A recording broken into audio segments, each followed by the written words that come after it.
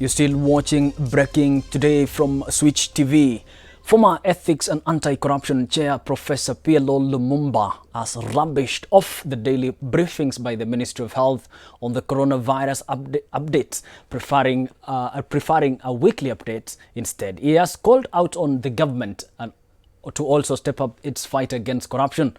Our reporter, Wellington Okech, had an exclusive interview with him. What's your take on the state of the nation currently? The nation is not at ease, and there is evidence that the nation is not at ease.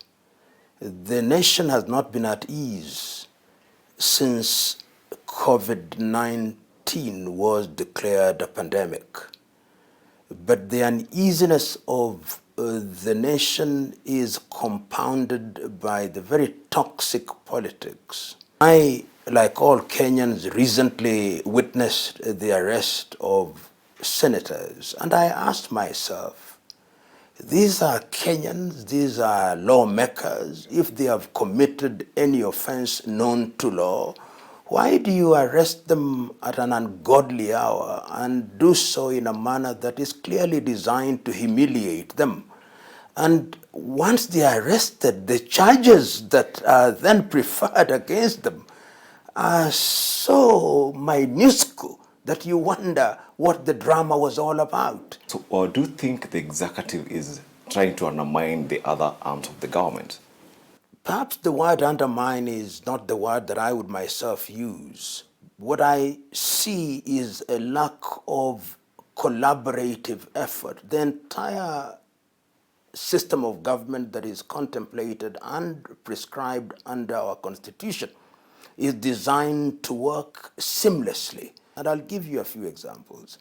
On the question of the appointment of 41 judges whom the president has refused to swear in, I do not understand why that should even be a conflict. It tells me that there is something that is happening either because of personal chemistry, I do not know, and I do not want to go into the arena of speculation. So the other day we saw that the deputy president in a certain function, he said he's ready to tackle the deep state, according to him, and the system. So according to you, do you think there's something like deep state or the system? And if there is, who are they and what kind of influence do they have in our country? If there is anything called deep state, that thing is illegal. Our Constitution is very clear about how we are to be governed. We are to be governed by a non-executive subject to law. We are to be governed through a legislative arm known to law. We are to be governed in terms of dispute resolution through a judiciary. If there is a thing called deep state, then that is a dangerous thing which is unconstitutional and illegal and ought not to exist. And we ought to know who its members are because their acts could be treasonable. And it saddens me when a vice or deputy president of a country goes out into the public and makes such a statement. If the deputy president of my country is complaining about an administration in which he is serving, an administration from which he draws a salary, an administration that has given him the trappings of power, then I ask myself the painful and yet necessary question: for whom does the bell toll? What's your take on the management of the funds meant for COVID-19? I'm not in possession of sufficient information to speak too loudly and too confidently about how money has been spent, but there is sufficient information in the public domain to suggest that funds have not been used properly. I've seen foreign envoys saying that they need audits.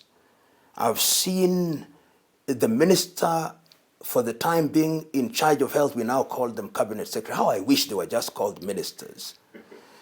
Once again, borrowing things from America without explanation. How I wish the cabinet secretary for health could be a lot more clear on this particular issue. The fact that you've suspended the senior management at KEMSA is in itself indicative of the fact that something is amiss. How can people be so callous if this is true? That Kenyans are dying and you are minting millions improperly? That Kenyans are receiving gifts, and if it is true, you are directing those goods elsewhere? Even your benefactors must wonder what kind of evil and greed resides in your mind and head. On a scale of 1 to 10, how will you rate the government's approach to COVID-19? I think on a scale of 1 to 10, 6. Why 6? A 6 because there are a number of things. 6 is not a bad score, and I'm very conservative examiner myself. Why 6? I think we should have tested more robustly. This idea of giving us daily reports, I really don't like it. It doesn't help anybody. So if we know 100 people have been, so do we get more scared? I want that done weekly. Do it weekly, so that when you come, you have information. It's evident that the Prof is not a happy man. He is disturbed by the current political leadership and trends. All he wishes for is a better Kenya with a brighter future. Reporting for Switch TV, I'm Wellington Okech.